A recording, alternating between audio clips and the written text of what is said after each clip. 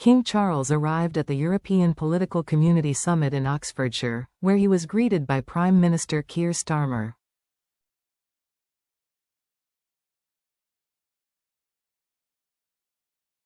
King Charles on Thursday received President of Ukraine Volodymyr Zelenskyy following the European Political Community meeting at Blenheim Palace.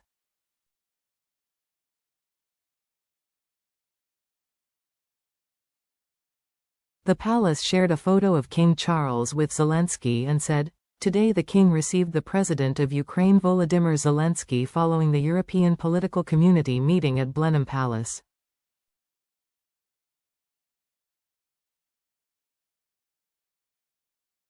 It further said, the gathering saw 46 European leaders discuss a range of international challenges, opportunities and our common values.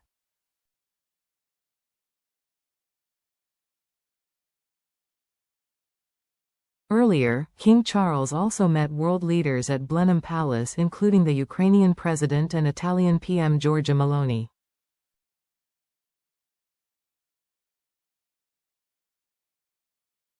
The King arrived at the European Political Community Summit in Oxfordshire, where he was greeted by Prime Minister Keir Starmer.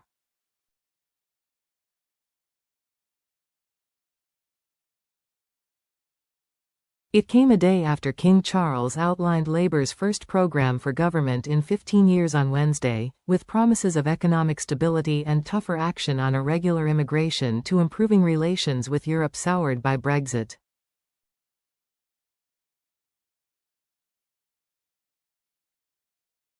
The venue was an opulent 18th-century palace, the birthplace of Winston Churchill.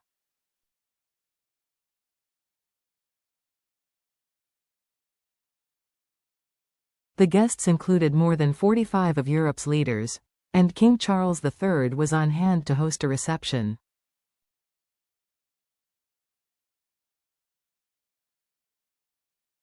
Yet despite the serene grandeur of Blenheim Palace, near Oxford, the continent's top politicians met in Britain on Thursday in a mood of heightened anxiety, as Russian troops advance in Ukraine and the possibility looms of a second term for former President Donald J.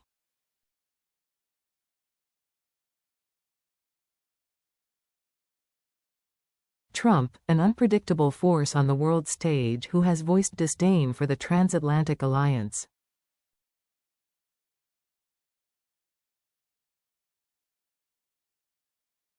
Britain's new Prime Minister, Keir Starmer, opened the summit with a warning that European security was on the line, promising to face down aggression on this continent together because the threat from Russia reaches right across Europe.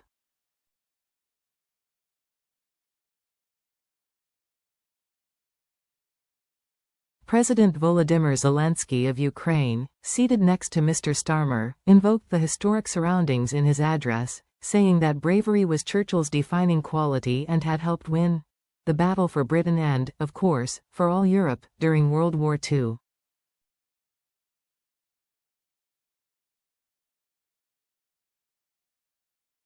Will Europe be a continent that neither surrenders nor sells itself to tyrants? He asked.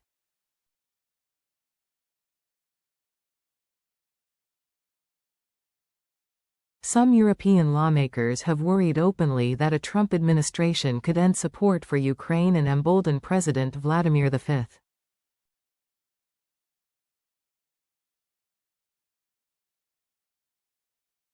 Putin of Russia. The Polish Prime Minister, Donald Tusk, warned in March that Europe was in a pre-war era and should prepare accordingly.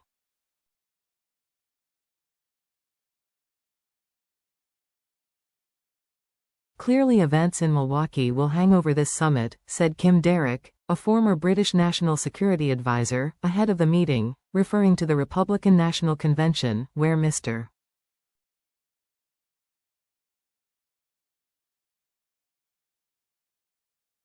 Trump announced J.D. Vance, a critic of U.S. support for Ukraine, as his vice presidential nominee.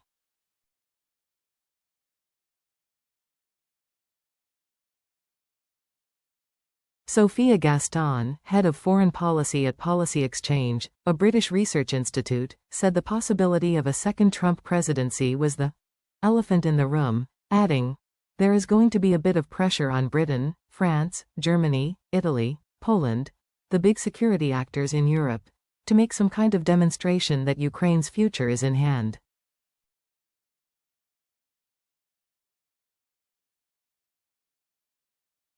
Despite the troubled backdrop, Mr. Starmer, in office less than 2 weeks, used the opportunity to proclaim the return of Britain as a leading player in Europe, and to draw closer to the European Union, after 14 years of Conservative government during which ties with close neighbours were ruptured after Brexit.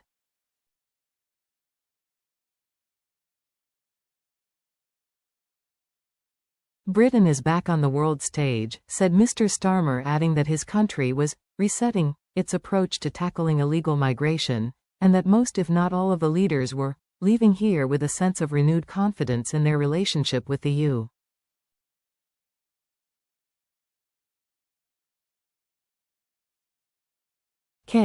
President Emmanuel Macron of France and the NATO Secretary-General, Jens Stoltenberg, were among those at the meeting, which is the fourth of the European political community.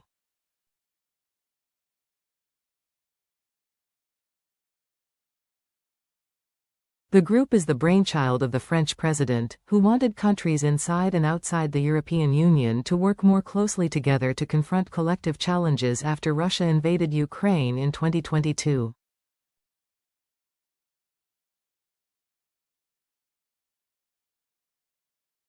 Not everyone signs on to Mr. Macron's ambition of bolstering Europe's unity and autonomy.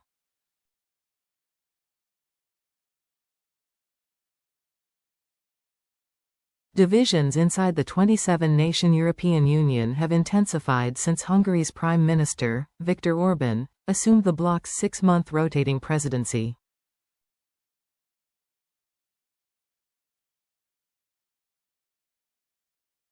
He has aligned himself with Mr. Trump and recently visited Mr. Putin in Moscow, prompting criticism from across Europe.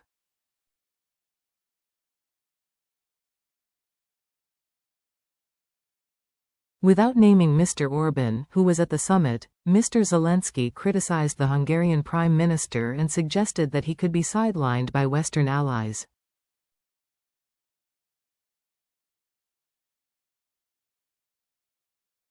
If someone wants to make some trips to the capital of war to talk and perhaps promise something against our common interest, or at the expense of Ukraine or other countries, then why should we consider such a person? Mr.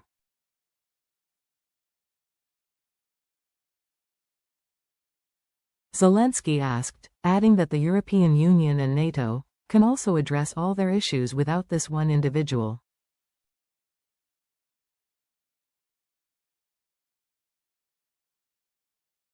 Mr. Orbán, in turn, released a statement saying that after his talks with world leaders, he believed the leaders of Russia, Ukraine and the United States all want to continue the war, which he predicted would radically escalate in the near future.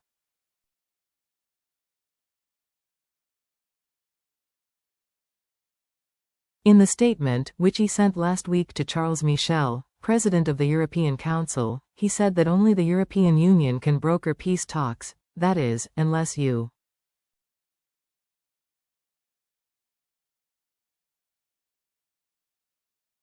voters elect Donald J. Trump, who he said would fill that role. Our European strategy in the name of transatlantic unity has copied the pro-war policy of the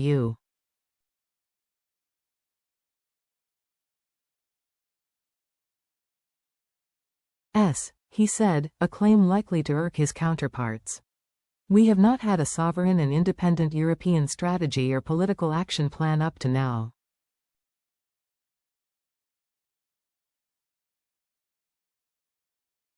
At Blenheim, the leaders discussed Ukraine and, in smaller groups, migration, energy and defending democracy.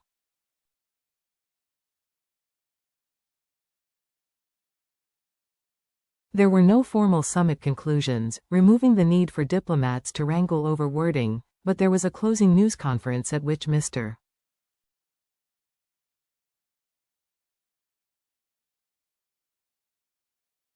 Starmer described the day as successful and productive. Leaders had, he said, reiterated their commitment to President Zelenskyy, for as long as it takes, adding that his country was fighting for freedom, democracy and the rule of law, and our security therefore starts in Ukraine.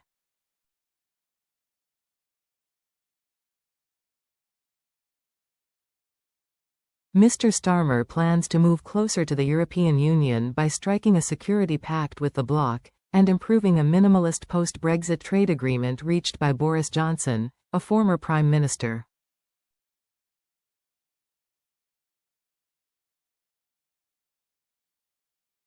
Britain's new leader also wants greater European cooperation on migration. On Ukraine, European diplomats will be hoping to coordinate their efforts to persuade Mr.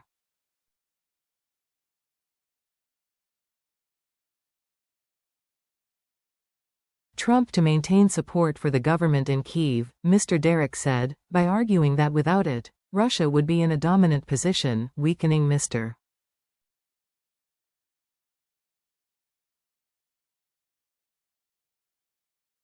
Trump's own ability to negotiate an end to the war on reasonable terms for Kyiv. If he sticks behind Ukraine, somewhere down the track there is going to have to be a settlement which he can try to claim credit for, Mr.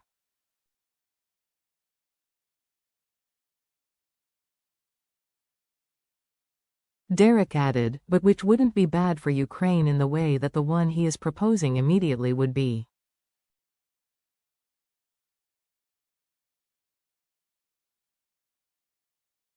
Things have changed since Mr. Trump was last in the White House, when he demanded an increase in European military spending.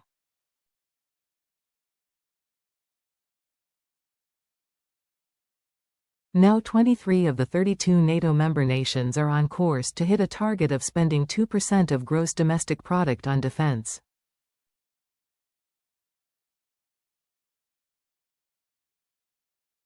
In 2016 only 5 hit the target, and one of those was the United States. Mr.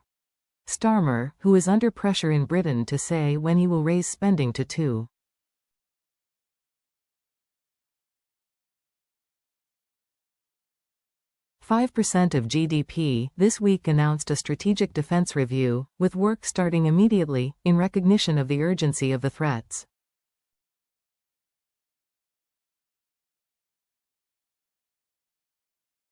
Still, given the international backdrop, Europe's most powerful military nations may need to go further in bolstering their security cooperation.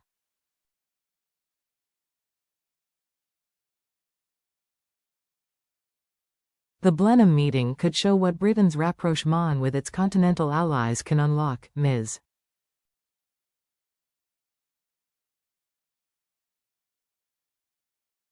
Gaston said. We will see both opportunities from that effectiveness and goodwill, she said, and also see some of the realities and limitations.